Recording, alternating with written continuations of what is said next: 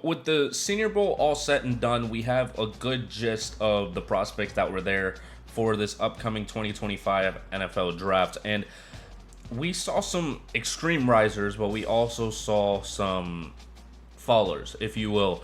And first, we're going to focus on the risers. I feel like we have some players that fell in the rankings because they got too comfortable where they're at. And the guys that rose up in the rankings just had so much tenacity and so much effort in every single drill, and it's only going to help them. And the first guy that we're going to start out with is Azarai Thomas. Azarai Thomas out of Florida State. I mean, the team had a horrible year. He played well. He had 4 pass deflections, 1 interception, and 36 solo tackles. But I don't think that it's that needs to be focused on. I think that he was able to showcase his ability to adjust to really each player he would go up against, and his ability to succeed would stand out amongst all the corners in the Senior Bowl. And he was on each receiver like glue, and specifically in the red zone drills, he stood out tremendously, getting a one-handed snag on one red zone drill that he was running against a receiver. And he was able to, and it's not a knock on other corners, but he was able to use his brain. He was able to adjust to, okay, he has his tendency with his feet. Oh, he has his tendency with his movements. I'm going to get used to it. I'm not going to get phased by his little jolts or whatever you want to call it. At 6'2 and 193, he has great size for a corner. He has great skill for a corner. I think that he can rise a lot. He could possibly go in the first if teams really like him, but if not, by the latest, the second round. And I think he would be a hell of a pick for any team that gets him. I feel like the Rams could double dip and get 2 corners if they really wanted to, and get 2 outstanding corners in this upcoming draft. I mean, Azarai Thomas can be a definite. You can get Benjamin Morrison, you test it out with that. Get Azarai Thomas as kind of a safer option in terms of injury status and things of that nature. He was able to just stand out. He was a hell of a player at the Senior Bowl. I love seeing what he was doing, and I think that any team that's able to get him is going to get a hell of a player. But moving on to our next player is going to be Darius Alexander. Darius Alexander is a defensive tackle technically, but he was playing on the edge and also playing on the interior, and I think no matter what, he was able to perform tremendously. The standout from Toledo, who had another prospect there previously with Quinyon Mitchell, has the possibility to have another one in Darius. I mean, I think that Toledo has found another possible day 2 pick. I don't know about first round. I'm not 100% sure if he rose up that much, but I think that Darius Alexander is a hell of a player.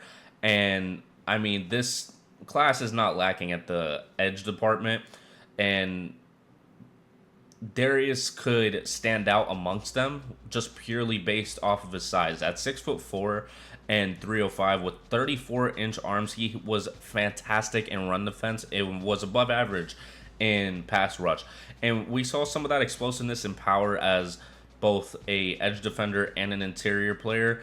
With his long arms, that can only help him in developing more and more and being a big standout with some other edge rushers as well in this specific Senior Bowl. I think Darius Alexander is going to be a hell of a sleeper for this draft, specifically for any team that is able to get him maybe day 2, round 3.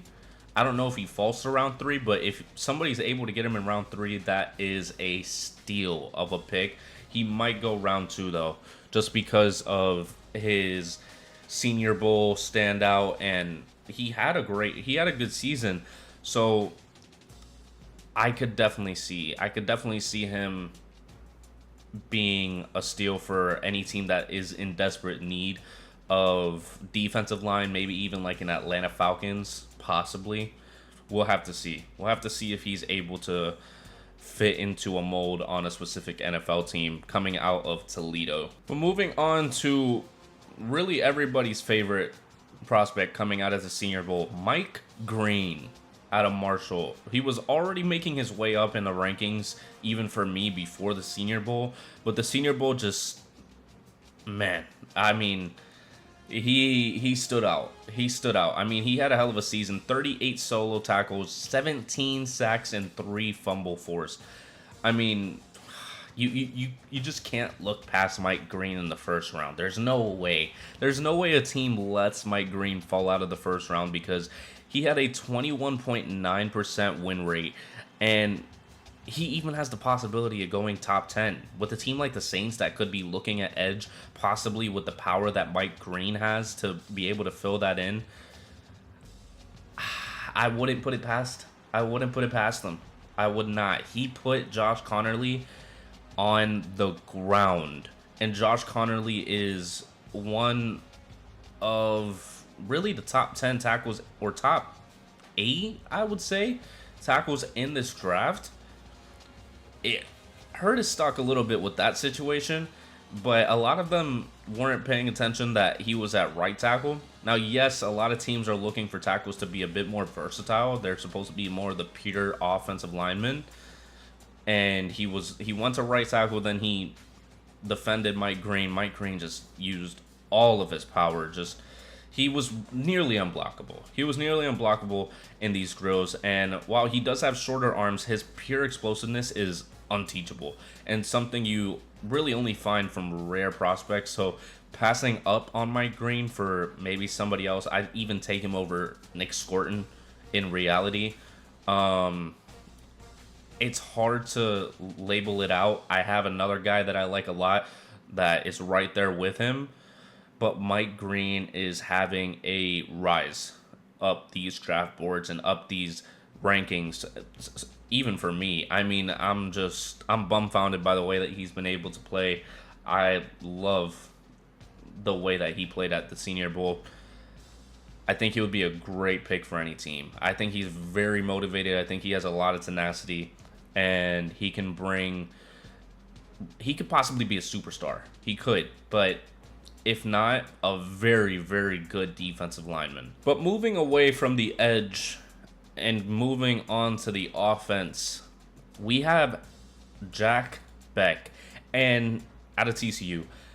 He just dealt with a recent family loss and ends up winning the Senior Bowl MVP by the end of it. He had a great 3 days at the Senior Bowl with just going one-on-one against some of the top players. He just took it and used all the motivation possible, and now he has made his case to be able to be a top 50 pick, without a doubt. He's 6'2", 215.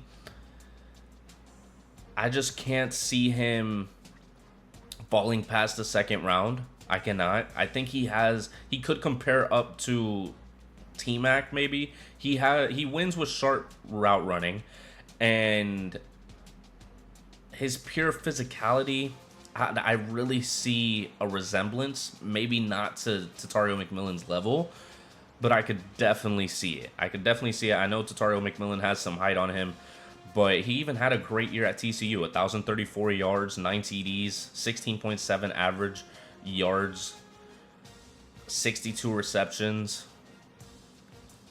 I like Jack Beck. I like Jack Beck as a second-round wide receiver. I think he is rising even more, and he's going to continue to. But he had almost a similar rise that Mike Green had, because Mike Green was getting into the first round slowly but surely, but him having the days that he had at the Senior Bowl projected him way higher. And Jack Beck, I honestly just didn't even have him going second, maybe third. But now with the way that he played at the Senior Bowl, he has made his case. He has made a tremendous case. I think he could bring a lot to a team that would need it. Like it says right here, his late brother, he got the game-winning Senior Bowl touchdown to win it for his side of the ball, or his team specifically.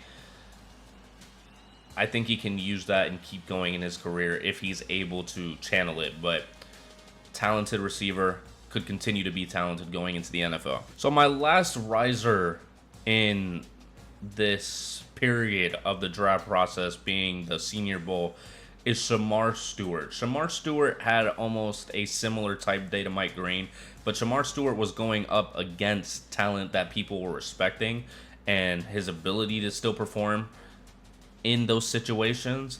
While Mike Green was a bit more of he wants a Marshall, maybe didn't play against great players, and he just had a very stat-filled season.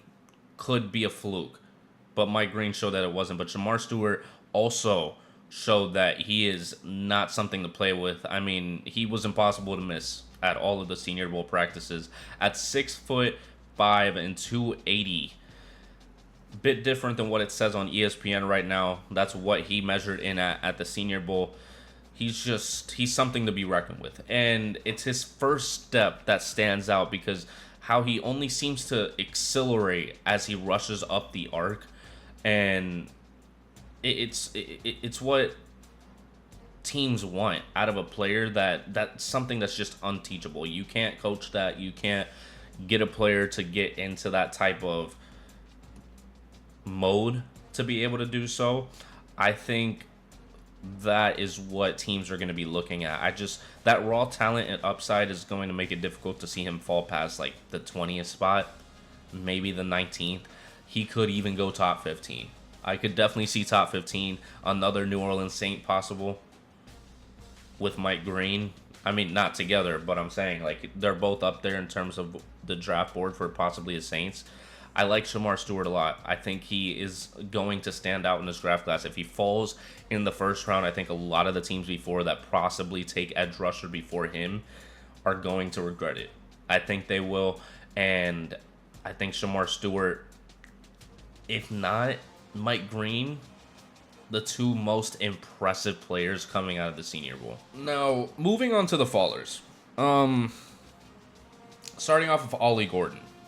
Ollie Gordon, ever since he had the DUI in this recent year, it's been a bit of a downward spiral. And I mean, he came in, his measurements were good, but he was supposed to be the running back that Ashton Jeanty was this year. He was supposed to be that standout running back, possibly top 10 pick, possibly top 15. And a lot of people are not liking what they're seeing from him because he's not the same Ollie Gordon that he once was. He had 880 yards this year and 13 TDs. But the year before, he had 1,700 yards and 21 TDs with a 6.1 yards per carry. Like, I don't know what happened for him to fall off a cliff so hard like he did this past year. Maybe it was the DUI. But when he showed up to the Senior Bowl, almost like he didn't have much care. And there's been rumors that he could be a day 3 pick. So he would have been going from day 1, first round, to the second that the college football season starts to day 3. That's so tough to see that from a prospect that had a lot of potential, especially after last year. I mean, maybe it was the carries. Maybe it was the fact that he had 285 carries to go with the 1,700 yards. But this change right here, 4.6 from 6.1, is concerning. It's very concerning, and I don't know what happened for it to go that way for him. But it's a fall from grace that I haven't seen in some time, except from another prospect that we're going to be talking about. But it's tough to see Ollie Gordon not be highly touted just because it's what I expected from him in this draft, and it's unfortunate because the Senior Bowl did not help him. Another guy that we're seeing fall from their projections, I guess you would say, is Tez Johnson. Not because of his skill.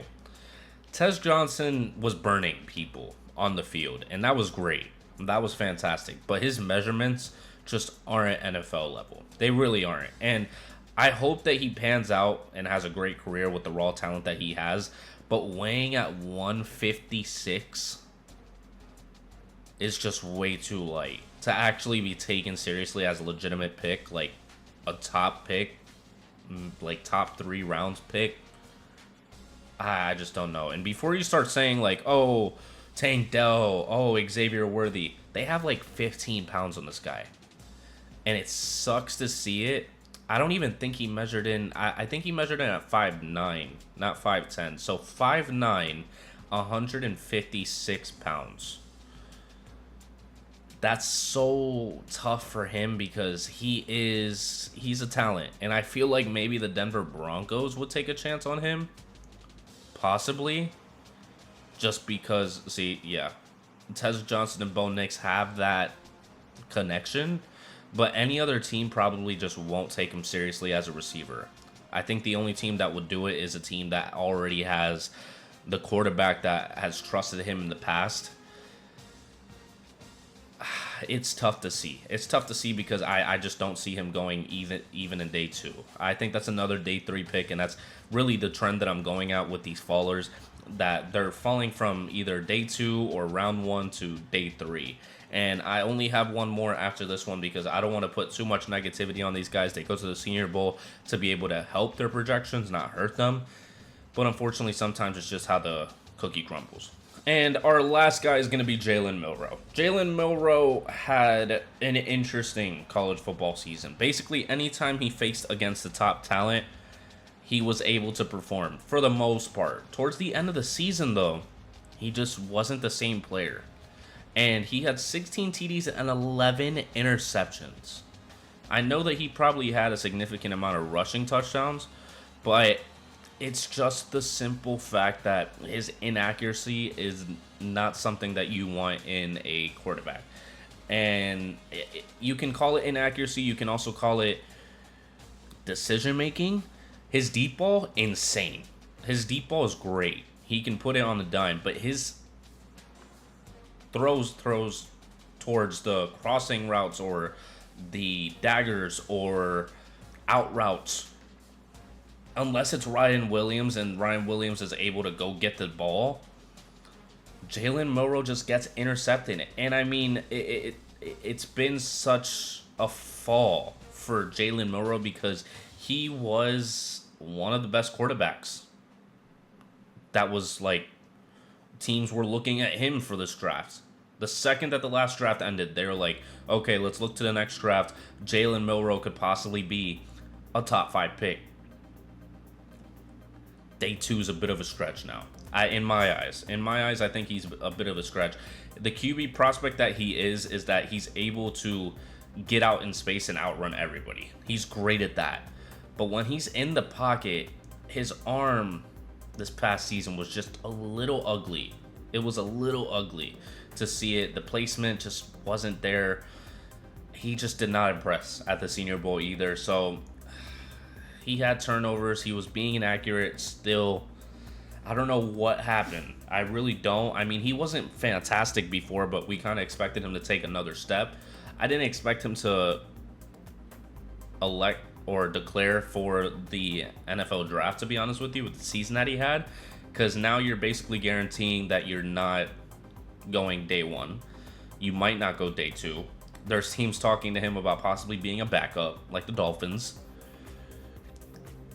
It's concerning. I thought that Jalen Milroe was going to be more of the type of player that he was able to come in and be an immediate starter, like a Cam Ward. But it's unfortunate to see him be at this position that I don't even know if he's going to go day 2. It's unfortunate. But if you did enjoy that, please go down there and like so more people can see. If you disagree with any of these fallers or disagree with any of the risers specifically, let me know down in the comments below. Love having conversations with you guys about these prospects. This is just my take on a lot of these guys. I think that Jalen Milroe, Ollie Gordon, 2 guys that we really expected to be up there in the draft. That's why those way too early mock drafts are just crazy to see, because if I go back and watch my way too early mock draft, Jalen Milroe was up there. Ollie Gordon, I think, was like a top 15 pick. It's crazy to see it. It is crazy to see it, but if you want to see more draft content and you want to see mock drafts specifically, I got plenty of those on the channel.